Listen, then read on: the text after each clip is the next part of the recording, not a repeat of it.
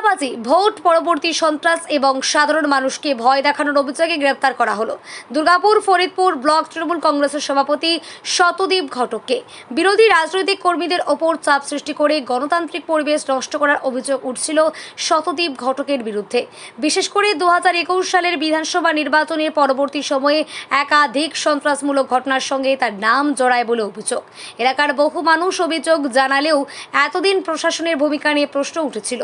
তবে রাজ্যের রাজনৈতিক পালাবদলের পর আইন শৃঙ্খলা রক্ষায় কঠোর অবস্থান নেওয়ার বার্তা দিয়েছেন রাজ্যের মুখ্যমন্ত্রী শুভেন্দু অধিকারী। রাজনৈতিক প্রভাবমুক্ত প্রশাসনিক পদক্ষেপের নির্দেশের পর থেকেই রাজ্যের বিভিন্ন জেলায় তোলাবাজি, সন্ত্রাস ও অসামাজিক কার্যকলাপের অভিযোগে একের পর এক অভিযান শুরু করেছে পুলিশ। পুলিশ সূত্রে জানা গিয়েছে, শতদীপ ঘটককে দুর্গাপুর মহকুমা আদালতে পেশ করে পুলিশি হেফাজতের আবেদন জানানো হয়েছে। এই গ্রেপ্তারিকে কেন্দ্র করে এলাকায় ব্যাপক চাঞ্চল্য ছড়িয়েছে। অন্যদিকে নিজের বিরুদ্ধে ওঠা সমস্ত অভিযোগ অস্বীকার করেছেন শতদীপ ঘটক।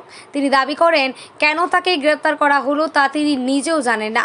তার বক্তব্য, 2021 সালের ভোট পরবর্তী হিংসা ও তোলাবাজির অভিযোগে আজ আমাকে গ্রেপ্তার করা হয়েছে, কিন্তু সেই সময় আমার পিতৃবিয়োগ হয়েছিল, আমি শোকাহত ছিলাম।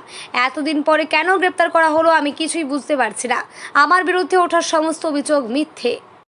2014 থেকে এখন 2026 অবধি আমার নাম গৌতম বিশ্বাস। আমার বুধবুধে বাড়ি, আমার বাবা বয়স্ক মানুষ, আমার মিসেস 2021-এ ঘর থেকে বার করে পিটিয়েছে, আমাদেরকে ফাইন নিয়েছে, দোকানপাট বন্ধ করে দিয়েছে, ব্যবসা বাণিজ্য বন্ধ করেছে, রাত 12টার সময় পালাতে বাধ্য করেছে।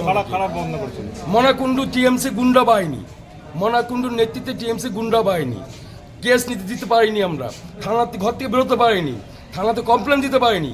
আজকে সেই সুযোগটা এসছে, জনগণ সেই সুযোগটা দিয়েছে আমাদেরকে। আজকে তাই কোর্টে আমরা কেস করতে এসেছি।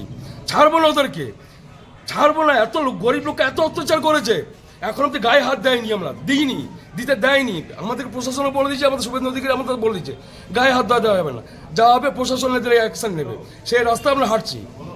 কিন্তু প্রশাসন যদি অ্যাকশন না নেয়, একটা ঘর থেকে বার করে পিটাবো আমরা, যে অত্যাচারগুলো করেছে মানুষের সঙ্গে।